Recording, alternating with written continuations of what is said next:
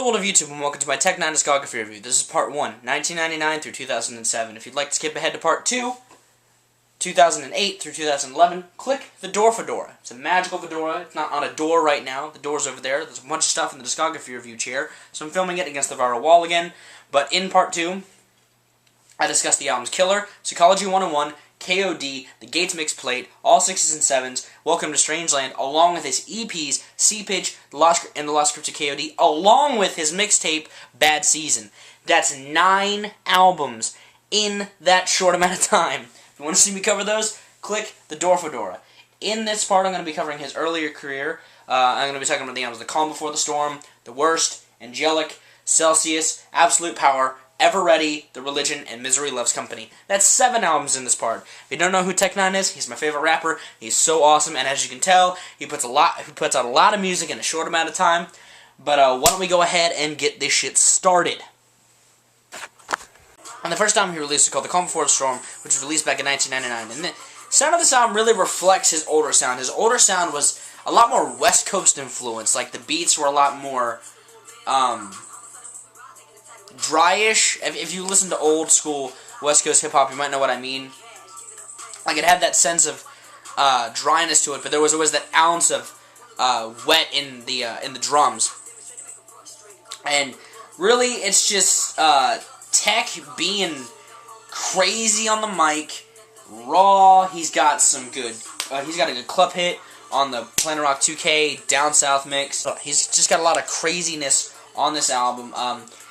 It's really weird. It's really hard for me to get into his early stuff, just because I'm so used to his mid-career stuff. Like, there's a lot more singing on these releases, a lot more harmony, and not in the way that his later releases are. Like, I'm used to the Chris Calico style of singing, and not this kind of very 90s R&B sounding, especially on tracks like Clueless. A lot of these tracks, Tech doesn't really come in until later, and but when he comes out, he comes shining. I don't hate this release. He definitely gets better as he goes along. If you want to see Tech at his rawest and kind of his most normal sounding, I'd get this release. Favorite track is probably Cotton Soldier. I dig the aggression he's bringing on that track, and I think he just sounds great on it. Yeah. And the next album he released was called The Worst, which was released back in, I guess, 1999 and 2000. It was re-released. It started off as kind of like an EP of sorts. It was really short, but it was re-released back in 2000 with a lot more tracks on it. It almost feels like the complete version, so I'm going to talk about that one. And this seems like it should have come before Calm Before the Storm.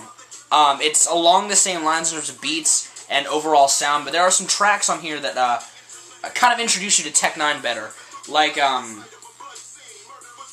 Why Tech N9ne, and even the original Planet Rock is on here.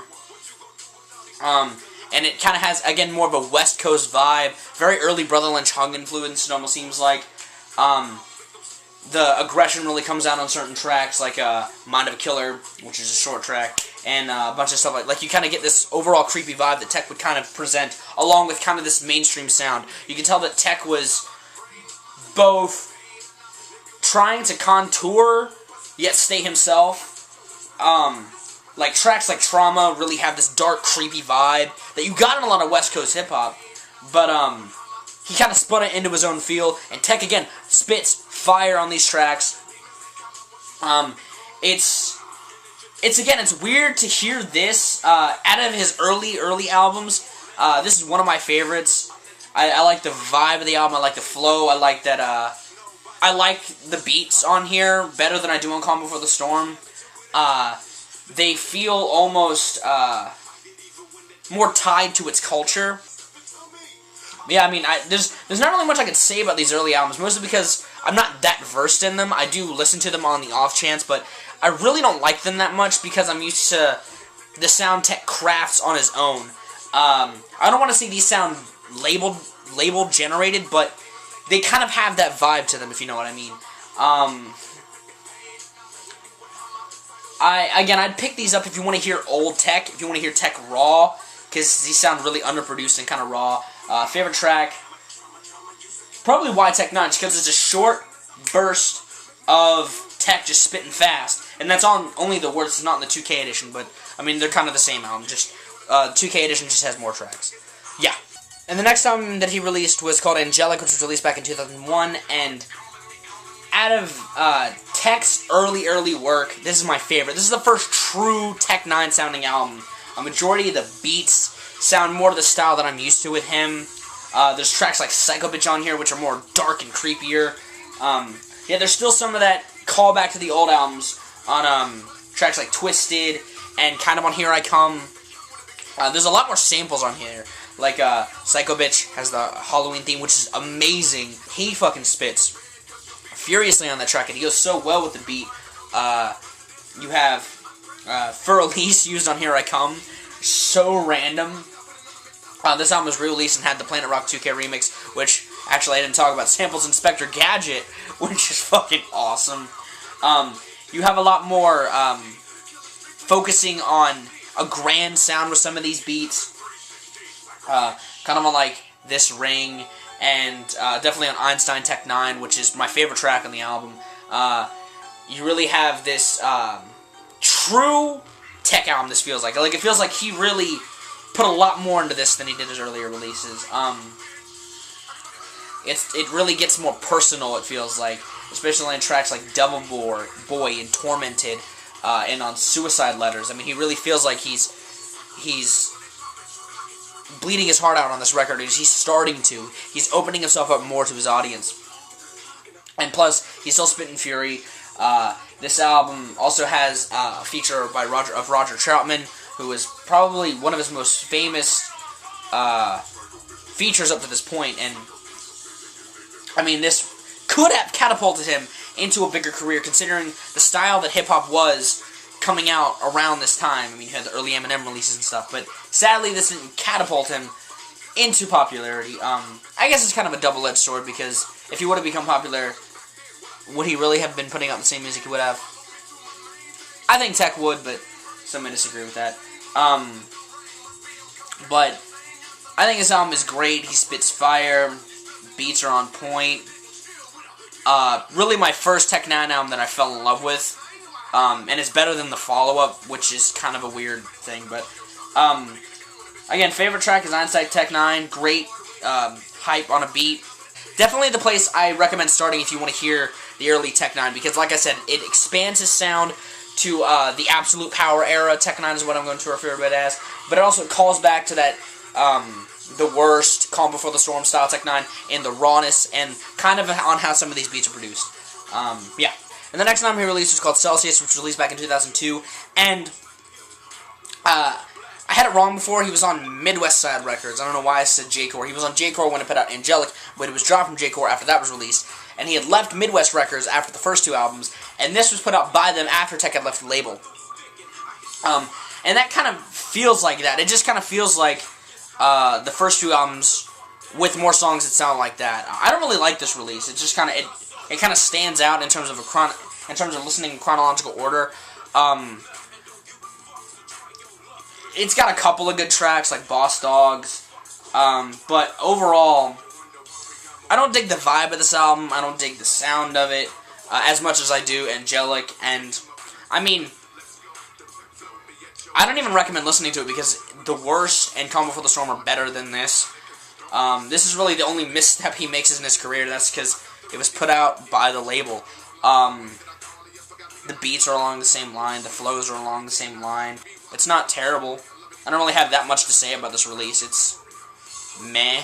It's very meh. I'll have a lot more to say about the rest of the albums to come in this review, but, I mean, right now, this is just kind of... It's alright. I'll put Boss Dogs in the end of thingy. I kind of want to talk about the next album, so I will. Alright, you cool with that? And the next album he released was called Absolute Power, which was also released in 2002. And this is when Tech formed his label, Strange Music. This is his first release on that label, and he comes out with a monster. This is the first album of his that I actually recommend you start off getting. I recommend Angelic if you want to hear the old Tech N9ne, but if you want to hear the Tech N9ne that I know and love, get Absolute Power. It's him with his label mates, Chris Calico, Cut Calhoun, and even D12's on this, on Devil Girl, and again, the beats, some of the beats reflect back to that old sound, in a sense, on like I'm a Playa and kind of on Constantly Dirty, but a majority of these tracks call to the Tech N9ne that a lot of people love from him. Lots of bigger sound in the productions, and just a good fast-paced, a good fast drum pattern. And this album starts off with the monster of industry's punks. He's just fucking spitting fury about how the industry hates him, and he's really rapping more about interesting styles and bringing up kind of interesting stories, like the track Worst Enemy. He's yelling at his own libido on that track, and it's just, it's odd. He's still not completely opening himself up, but he is, again, bit by bit. He kind of has some of his inside jokes that his fans call back to, like Bianca's and Beatrice's, being about hoes. Slacker's a great chill track, being about, you know, just a slacker doing nothing all day. You got a variety of lyrical content on here. The beats on here are more on point. The more match his style that he brings out. You can really tell that he had a huge amount, or he had a huge overseeing of this album, or at least it feels like he did. And that's maybe because the albums that follow really emulate this sound as well. He really roots his sound to this album for a good bit of his career. And like I said, I recommend starting with this album overall. If you want to hear the old Tech N9ne, get Angelic. But if you want to start off with Tech N9ne, I recommend Absolute Power. You have the furious verses, you have some of the great choruses like on Slacker, and on Constantly Dirty, and on I'm a Playa, and on Industry is Punks. You have these great big choruses that he's bringing out, and on Amatel, some of these just great, memorable choruses. He's both bringing a mainstream sound into his underground lyrical content a lot, very well on this, and I love this album. My favorite track is Worst Enemy. I love that you just hear him venting, but then you find out it's at himself, and it's just great. It's very personal for him, especially up to this point, and I love it. Now, the next album I'm going to talk about is Everready the Religion, but he did put out an album in between Absolute Power and this called Vintage Tech. There's some tracks on there that are unreleased. Some of them are on the bonus disc of Absolute Power. It's okay. I recommend it if you're a die-hard Tech fan, but if you're not, you might not like it. But I'm going to talk, just my brief talk about that. I'm going to talk about Everready the Religion, which is his next album, and this came out in 2006, and this bridges his sound even more, because he's almost always expanding his sound, and this is kind of a period where he's trying to get even more mainstream in terms of beats, but there's still these tracks on here that really call back to this darker sound. It's not that much on this release. There's a lot more party tracks like About to Bubble and Jelly Sickle and kind of Welcome to the Midwest, which is kind of the introduction of him just spitting fast like a motherfucker. But it mixes that with tracks like The Beast, which is kind of a club hit, but kind of not. You have him, again, just talking about himself on like The Rain, or My Wife, My Bitch, My Girl, or on Come Gangsta, where he's kind of being self-reflective. And The Rain, his kids are on that track. I mean, he's getting more personal as the albums go along, and this shows that.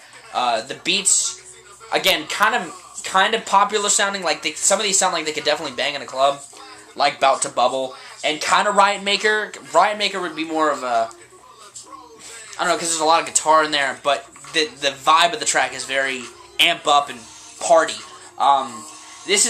He kind of does this again later in his career, but this is the better of the two evils, or two albums. It's not bad. I actually really love this album. This is one of the two I also recommend to people, because I've had people ask me,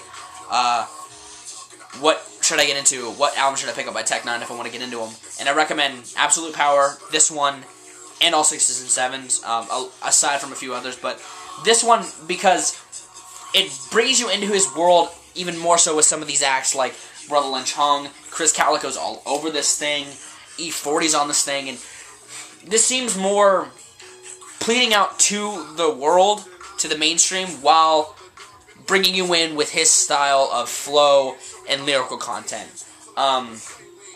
It's not as dark as some of the content of the last release, but there's still some of that here. It opens up with this story, I don't know if it's true or not, where he almost died due to a bus accident, and that kind of sets the tone for the album. It's very uplifting, very positive, very optimistic, and he counters that later on in his career again, which I'll talk about. And it shows that he really is in the moment with him, and you can kind of follow his career in terms of an emotional standpoint. And this is a very positive album. It's very uplifting and it's very bright, and it's not bad. It's very good. It's very it's a great album. Phenomenal beats, phenomenal lyrics, some really hooky choruses. My favorite track is "Come Gangsta," because I mean he's very kind of just giving a finger to the industry, even more so, and I love it. And the next album he released, and the last one I'm going to talk about in this part, is called Misery Loves Company, which was released back in 2007. And this is his first of his collabos albums, where he puts as many features on these things as he can, mostly from his label are on here, like Big Scoop's on here, Chris Calico's on here, Hoon's on here. He also has Scott Amanda Snug Brim on here. He has D-Loc. This is the introduction of Midwest Choppers, or his actual Choppers title tracks, where he just has fast rappers rapping fast. Going as fast as they can on some really solid beats. Like Everready, this album feels more uplifting. It feels more club banging. There's some really interesting tracks on here, like Gangsta Shab. The beat on that box, this track is very interesting. It feels more, again, geared towards being popular. And that's kind of the thing with Tech's music. He's always putting popular sounding beats over some really dark lyrics. This track, not so much. It's just a sex track, and that seems to be very predominant on this album, more so than the other releases. It's not that it's a bad thing. This is kind of the start of him getting more sexual with his lyrics, and he's had sexual songs, but it just feels more direct on this release. Like Girl Crazy, Crazy Love is another track on here. He has a really interesting track like Fan or Foe, where he's talking about people coming up to him, not really knowing if they're hating him or loving him. It's just a weird song. You have just I don't know. This is probably my least favorite collabos album, because it feels, some of the songs on here feel forced. I don't know if that's just me, but I mean, some of the choruses are kind of weak, like Fan or Foe is kind of meh. It's not terrible, it's just, it's meh. It was something he tried. I guess he was trying to experiment, and he gets better as it goes along, but it's definitely probably my least favorite collabos. Again, he spits fire. Chris Calico, it's probably the best Chris sounds on any Tech release.